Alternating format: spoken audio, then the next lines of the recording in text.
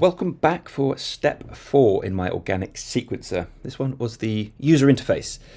Now the UI is probably the most important, unfortunately, in any device.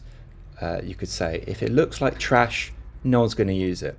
Users will need obvious signs and obvious visuals to direct them if they're not going to use a user manual. And really just for workflow as well. So let's click presentation mode and you can see everything is consolidated into merely these handful of buttons and sliders. One of the first restrictions is height.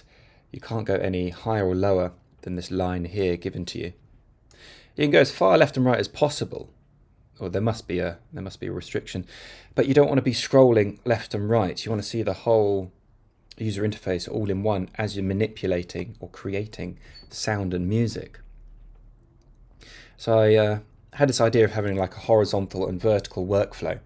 So it's chunked up into thirds, which I haven't made as obvious, but my first third, you could say, is this lot.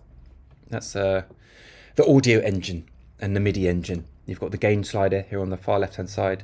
It was very important to keep the playlist so people can see what they're triggering. If you can't see that, I don't think it's going to feel fun or at all.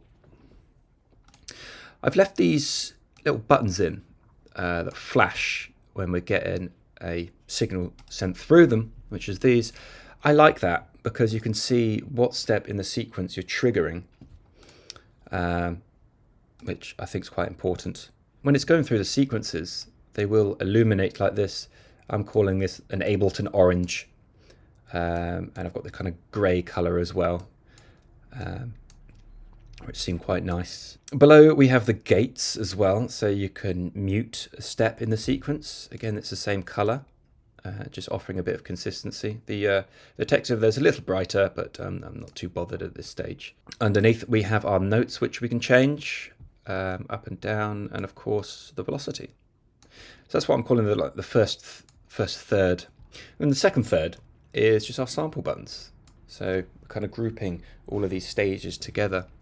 And then the last of that is our quantization and visuals. So we've got our quantize buttons on and off. I very well may get rid of this button here. The reason I've got that button is when it's on, it illuminates. It's nice to know when it's on. That's probably why I left it in. So thinking about that, I may just leave that there, or change the color of this button so when you click it, it's even brighter. We've got our beat divisions, of course, and then these are just visuals for our metronome, which is the clock, and our audio trigger, which is what we are triggering.